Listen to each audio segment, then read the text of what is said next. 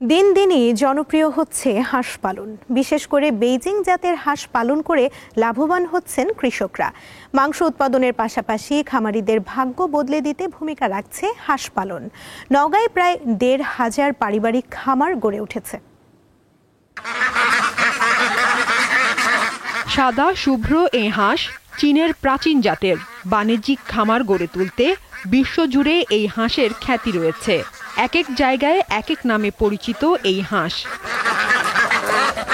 বর্তমানে পল্লী কর্মসহায়ক foundation PKSF এর সহায়তায় নওগাঁয় প্রায় ১৫০০ পারিবারিক খামার গড়ে উঠেছে। সংসারের অন্য কাজের ফাঁকে গৃহবধূরা বাড়ির উঠানে আধুনিক পদ্ধতিতে পালন করছেন হাঁস। অনেকে মাচায় গড়ে তুলেছেন হাঁসের খামার। এগুলো বেকিং হাঁস অল্প বয়সেই অনেক মাংস পাওয়া যায় এবং রোগ জীবাণু ব্যাধিত্ব এগুলো কম হয়। এগুলো হচ্ছে মৃত্যুর হার খুবই কম এবং মাংসটা বৃদ্ধি বেশি। এই জন্য দেশি হাঁসের চেয়ে এগুলো নিয়ে লাভ ভালো পায়। ১৫,০০০ টাকা খাওয়াইছি হাঁসের, আশা করি ১০,০০০ টাকা লাভ আসবে।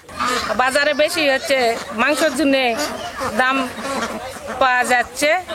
আধুনিক প্রযুক্তি ও কারিগরি সহায়তায় খামারিদের মাঝে হাঁসের বাচ্চা সরবরাহ করছেন স্থানীয় বিভিন্ন NGO।